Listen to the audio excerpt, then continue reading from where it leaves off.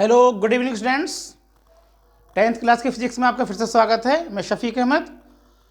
हम अपने वादे के मुताबिक आपको फिर से वही चैप्टर यानी विद्युत धारा का चुंबकीय प्रभाव, इससे अगले टॉपिक पर बात करते हैं जो हमने आपको पिछली बार वीडियो में समझाया था, उससे अगले पर आते हैं। तो अब आती है आपकी वीडियो नंबर 23, किसी चुंबक के चारों ओर उत्पन्न चुंबकीय बल रेखाओं का अध्ययन। देखिए, चुंबक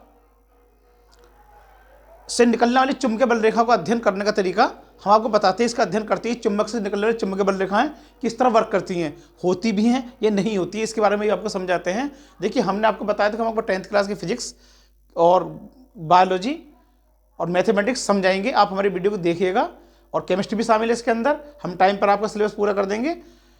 यूपी बोर्ड और सीबीएसई बोर्ड के लिए हम वीडियो बना रहे हैं ये। तो इसमें आता है किसी चुंबक के चारों ओर उत्पन्न चुंबकीय बल रेखाओं का अध्ययन करना।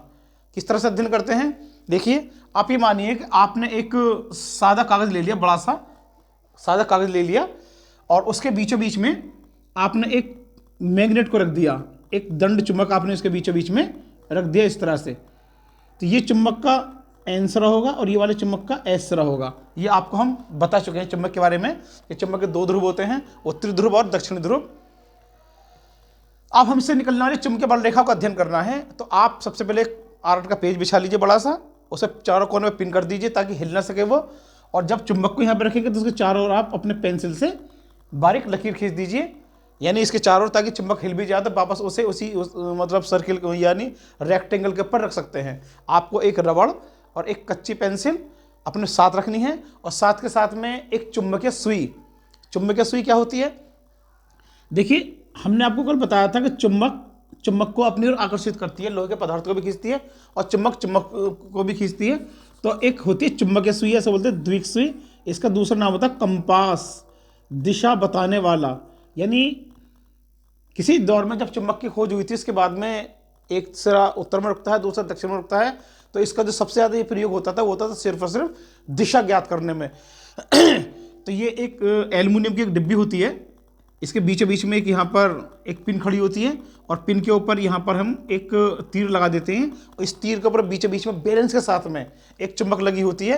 अच्छा, चुंबक जो होती है हमने आपको बताया था, अगर आप इसे स्वतंत्र पूर्वक लटका दें तो एक सिरा उत्तर में रुकता है, दूसरा दक्षिण में जाके रुकता है। तो यदि हम चुंबक की सुई को रखते हैं तो इसका सिरा भी एक सिरा उत्तर में रुकेगा और दूसरा सिरा दक्षिण में रुकता है। तो इसे बोलते हैं कंपास सुई। अब इसकी हमने छोटी सी डिब्बी ले ली, बड़ी ना लेके छोटी डिब्बी ले ली, क्योंकि हम चुंबकीय बल रेखा का अध्ययन करना चाहते हैं। किस तरह से करेंगे इसका अध्ययन हम, देखिए। सबसे पहले चुंबकीय सुई को, देखिए, एक बात समझ लीजिए, ये जो चुंबकीय सुई है, जो इसका एरो है, तीर के बिल्कुल सामने सीध में हम यहाँ पे एक बिंदु लगाना है। जब यहाँ पर प्रैक्टिकल करेंगे आपको समझा देता हूँ। दो जगह आपको ध्यान ज़्यादा देना है। एक तो इसके तीर की नोक, और एक तीर का पीछे वाले हिस्से से पूंछ कहते हैं, इस पर आपको ठीक से ध्यान देना है। तो सबसे पहले इस वाली चुंबकीय सुई को हम यहाँ से उठाकर इस चुंबक के पास रखते हैं, और जब चुंबक के पास रखते हैं तो जहाँ भी चुंबक का, मतलब मैं आपको थोड़ा बना के दिखा देता हूँ, बाद में से मिटा दूंगा। तो जहाँ पे चुंबक का मतलब ये तीर जाता है, तीर की सीधा में आपने मतलब सीध में आपने एक बिंदु लगा दिया, और फिर यहाँ से इसको उठाएंगे चुंबकीय सुई को, जो और इस तरह से रखेंगे कि ये जो चुंबकीय सुई है, इसका जो तीर है, तीर की पूंछ इसकी सीध में आ जाए, जो पूंछ है ना इसकी, बिल्कुल जस्ट इसकी सीध में आ जाए। उसके बाद में तीर की नोक जहाँ जाती है वहाँ बिंदु लगा देते हैं, और फिर यहाँ से इसको उठाने के बाद फिर वापस यहाँ पर रख देते हैं, इसको यहाँ पर इस तरह से रखते हैं। तो देखिए, इस तरह से निशान लगाते चले जाते हैं। यानी जहाँ ये जो बिंदु है, जब हम इसको चुंबकीय सुई को उठा के इसके आगे रखेंगे तो जिसके पीछे वाली जो इसकी पहुँच है, इस बिंदु को टच करनी चाहिए, यानी बिल्कुल सीध में होनी चाहिए। और जहाँ पर तीर की नोक जाती है वहाँ पर हम बिंदु यहाँ पर इस तरह से लगा देते हैं। तो अगर हम इसको ठीक से देखें तो देखिए ध्यान से, इस तरह से हमारे सामने बिंदु ये वाले आने शुरू, यानी प्राप्त होने शुरू हो जाते हैं, इस तरह से ये। ठीक है, अब मैं यहाँ से इस डिब्बे को हटाता हूँ, आप इसको समझ चुके होंगे। तो आपने सबसे पहले इसको यहाँ से हटा दिया, तो ये जो चुंबकीय बल रेखाएं हमारी इस रूप में यहाँ से निकलकर सामने आ गई। ठीक है ना, इसे बोलते हैं चुंबकीय बल रेखाएं। ये एक वक्र रेखा होती है और एक बंद वक्र बनाती है। किस तरह से बनाती है इसके बारे में बात करते हैं आपसे थोड़ी देर में। ठीक है, फिलहाल ये जो आपका जब डायग्राम बन जाए वाला, तो आप इसे कच्ची पेंसिल से ठीक से फेर लीजिएगा, तो इस तरह की रेखाएं यानी आपको लकीर प्राप्त होती हैं, इस तरह की है। यानी जब तुम इसे बार उठा के बार बार रखोगे तो आपको इस तरह की रेखाएं प्राप्त होनी शुरू हो जाएंगी। ठीक है, इस तरह की रेखाएं। इसी तरह से मैं इसको हटाता हूं, चूंकि इसके ऊपर लकीर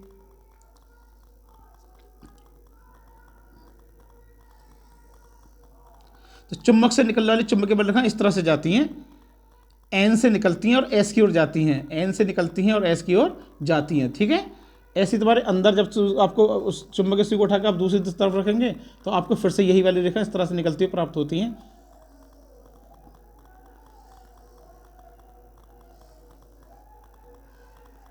इस तरह से चुंबक से निकलने वाली चुंबकीय बल रेखाएं जो होती हैं इस तरह से निकलती हैं। तो हम ध्यान से देखिए, चूंकि हमने कंपास लिया है, कंपास के अंदर जो तीर है, तीर के ऊपर चल रहे हैं हम, तो इसके तीर के निशान जो होते हैं इस तरह से होते हैं कि जिधर तीर की नोक जाती है हमने यहाँ पर पॉइंट लगा लिए। तो जो हमारे ये जो तीर दर्शा रहे हैं इसी चीज़ को दर्शा रहे हैं कि चुंबक से निकलने वाली चुंबकीय रेखाएं इस दिशा में गति कर रही हैं, यानी जा रही हैं। तो आप चुंबक से निकलने वाली चुंबकीय बल रेखा को अध्ययन इस तरह से कर सकते हैं। अब देखिए, ये तो रही तुम्हारी ऊपर की बात। अब जब इसको हम यहाँ पर रखते हैं तो देखिए इसका अध्ययन इस तरह चुंबकीय बल रेखा यहाँ से निकलती हुई महसूस होती है, हमको यहाँ से निकल के इस तरफ को इस तरह से जा रही है, ये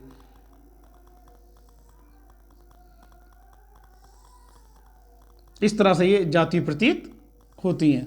ठीक है, ऐसे यहाँ बना लेंगे यहाँ पर इसको। तो देखिए यहाँ से चुंबकीय बल रेखाएं निकलेंगी, यहाँ तक जाएंगी, ऐसे यहाँ से निकलेंगे, यहाँ तक जाएंगी। इस तरह चुंबकीय बल रेखाएं हम मिलनी शुरू हो जाती हैं। तो यदि आप इस वाले डायग्राम को बनाएंगे तो आपको हर एक चीज़ एकदम एक्यूरेट मिल जाएगी। ठीक है, इस तरह से ये। तो अगर देखा जाए ध्यान से तो देखिए इसकी जो हाँ सुन लीजिए, चुंबकीय बल रेखाएं उत्तर ध्रुव से दक्षिण ध्रुव की ओर जाती हुई प्रतीत होती है कि देखो उत्तर ध्रुव से निकल रही हैं और दक्षिण ध्रुव की ओर जा रही हैं। तो आप इस तरह से इसको कर सकते हैं। ठीक है, थोड़ा और घना कर लीजिए इसको इस तरह से। तो जो उसमें चुंबकीय बल रेखा हमारी इस तरह से निकलती हैं, ये बात रही चुंबक के बाहर की, यानी चुंबक के बाहर चुंबकीय बल रेखा जो निकलती हैं, ध्यान से देखिए, वो एन से निकलती है और एस की ओर जाती है। लेकिन चुंबक के भीतर, अगर चुंबक के भीतर चुंबकीय बल रेखा को अध्ययन करते हैं तो देखिए वो इस तरह के हमको इस तरह से रेखाएं ये प्राप्त होती हैं, इस तरह से हमको ये वाली। तो इसकी दिशा जो होती है वो चुंबक के भीतर दिशा जो होती है वो एस यानी दक्षिण से उत्तर की तरफ को होती है। यानी चुंबक के बाहर चुंबकीय बल रेखाएं तो उत्तर से दक्षिण की ओर जाती हैं और चुंबक के भीतर दक्षिण से उत्तर की ओर जाती हैं। इस तरह से चुंबकीय बल रेखाएं जो होती हैं एक बंद वक्र बनाती हैं।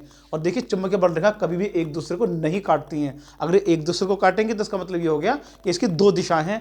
चुंबकीय बल रेखा से निकलने वाली रेखाओं की एक नहीं बल्कि दो दिशाएं हैं। दिशाओं का अध्ययन करने के लिए यदि हम किसी चुंबक पर कोई स्पर्श रेखा खींचते हैं तो देखिए उससे निकलने वाली हमें स्पर्श रेखा जो होती है वाली इसकी दिशा को प्रदर्शित करती है, यानी चुंबकीय बल रेखाओं की दिशा को प्रदर्शित करती हैं। तो ये रहा चुंबक और चुंबक से निकलने वाली चुंबकीय रेखाएं। अब मैं इसका आपके एक बार से चुंबक के बल रेखाओं के आपके एक बार से गुण आपको और बता देते हैं कि यदि हम किसी चुंबक को सर कागज़ पर रखने के बाद में चुंबकीय बल रेखाएं खींचते हैं कंपास से तो हमको इस तरह का स्ट्रक्चर प्राप्त होता है। चुंबकीय बल रेखाएं जो होती है चुंबक के बाहर एन से एस की ओर जाती हैं, उत्तर ध्रुव से लेकर दक्षिण की ओर जाती हैं और चुंबक के भीतर जो होती है एस से लेकर एन की ओर जाती हैं। अच्छा, इसकी संख्या जो होती है यानी इसकी जो तीव्रता होती है, घनी जो होती है, ध्रुवों पर जो होती है बहुत ज़्यादा घनी होती है। देखो ये देख रहे हैं यहाँ पर इसकी संख्या ज़्यादा है और यहाँ पर संख्या ज़्यादा है और बीच में जो होती है ब्रल हो जाती है यानी फैल जाती है। यहाँ पर इसकी संख्या जो होती है वो कम होती है। देखिए जैसे जैसे हम चुंबक के ऊपर उत्तरी ध्रुव से दक्षिणी ध्रुव की तरफ जाएंगे या दक्षिण ध्रुव से उत्तरी ध्रुव की तरफ आते हैं तो ध्यान से देखिए चुंबकीय बल रेखाओं की संख्या जो होती है यहाँ पर ये कम होती चली जाती है। यानी इसकी जो तीव्रता है वो तीव्रता है यानी चुंबकीय बल रेखा की संख्या जब हम चुंबक के कोने से बीच की तरफ को चलते हैं तो कम होती चली जाती है। एस से एन की तरफ और एन से एस की तरफ चलते हैं और बीच में एक बिंदु ऐसा आता है जहाँ पे चुंबकीय बल रेखा की संख्या 0 होती है, शून्य होती है, कुछ भी नहीं होता। उसे बोलते हैं उदासीन बिंदु। ठीक है, इसके बीचों बीच का बिंदु जो होता है उदासीन बिंदु होता है। यानी जैसे इधर से इधर को चलते चलेंगे चुंबकीय बल रेखा कम होती चली जाती हैं। चुंबकीय रेखा जो अधिकतम होती हैं मतलब जो घनी होती हैं वो होती हैं ध्रुव पर। ठीक है ना। तो किसी चुंबक के चारों ओर का वह क्षेत्र जो हमने आपको कल बताया था चुंबक के क्षेत्र के बारे में कि किसी चुंबक के चारों ओर का वह क्षेत्र जहाँ पर चुंबकीय ताकत काम करती है, चुंबकीय बल यानी चुंबक लोहे की वस्तुओं पर बल लगाती है, चुंबकीय पदार्थ पर बल लगाती है, उसका चुंबकीय क्षेत्र कहलाता है। और देखिए इसकी संख्या जहाँ पर जितनी ज़्यादा होती है उसे चुंबकीय क्षेत्र की तीव्रता कहते हैं। यानी चुंबकीय रेखाएं जिस बिंदु पर सबसे ज़्यादा घनी होंगी उसे चुंबकीय क्षेत्र की तीव्रता कहते हैं। देखिए एक इसका गुण और बचता है कि चुंबकीय बल रेखाएं जो होती हैं वो ज़्यादातर अगर एक समान चुंबकीय क्षेत्र है, एक समान चुंबकीय क्षेत्र है तो ये चुंबकीय बल रेखाएं जो होती है ज़्यादातर समानांतर एक दूसरे से समान दूरी पर होती हैं। यानी इसके बीच की दूरी जो होती है वाली जो होती है लगभग समान एकदम समान होती है दूरी वाली, यानी समांतर होती हैं। तो ये है आपका चुंबकीय बल रेखाओं का अध्ययन। देखिए आज हमने जो अध्ययन किया चुंबक से निकलने वाली चुंबकीय बल रेखाओं का क्या है। चूँकि हम बिजली बनाना चाहते हैं, बिजली तभी बनेगी जब हम इसका ठीक से स्टडी कर पाएंगे। चुंबक से निकलने वाली चुंबकीय बल रेखाएं निकलेंगी। जब इस चुंबकीय बल रेखा को हम आगे चलकर प्रयोग करेंगे यानी प्रैक्टिकल करेंगे तो हमें विद्युत धारा भी बनेगी, मिलेगी इससे, ठीक है ना। तो ये था आपका टॉपिक। देखिए बोर्ड एग्जाम के अंदर जो हमको पता चला है कि इस समय विद्युत मोटर और ये कई आइटम हटा दिए हैं बोर्ड में, यानी जो 6 नंबर में आने वाले सवाल थे वो तो हटा दिए हैं, जो हर साल आया करते थे। जब उन्हें हटा दिया है तो फिर सीधी सी बात है पेपर के अंदर 6 नंबर का सवाल तो रखा जाएगा, उसके कोई ना कोई से ऐसी चीज़ होगी जो रखेंगे बना करिए। तो एक तो जो पिछले चैप्टर के न्यूमेरिकल थे जो हमने आपको बताए थे उसके रखने के चांसेस होंगे। एक इस तरह के प्रयोग ज़्यादा रखे जाएंगे, ठीक है ना। किस तरह से रखे जाएंगे इसके बारे में हम आपसे अगली वीडियो में बात करेंगे। आप फिलहाल हमारी वीडियो को देखिए, लाइक कीजिए, सब्सक्राइब कीजिए और ज़्यादा से ज़्यादा अपने दोस्तों को दिखाइए, क्योंकि हम आपको 10th क्लास का सिलेबस आपके हिसाब से जल्दी से जल्दी बेहतरीन तरीके से कराएंगे। आप हमारी वीडियो को देखिएगा, आप हमारी लैंग्वेज को और हमारी टेक्निक को बड़े आराम से समझ सकते हैं। 10th क्लास में आप बेहतरीन नंबर लेकर आएँ, या किसी भी क्लास में, ये 6, 7, 8 में पढ़ाई जाती हैं। आप चाहें तो उसका अच्छे तो ठीक से वो देख सकते हैं। इसके लिए तो इसी उम्मीद के साथ में कि आप हमारी वीडियो को ज़्यादा देखेंगे, लाइक करेंगे, सब्सक्राइब करेंगे, हम आपसे विदा लेते हैं। Have a good day students.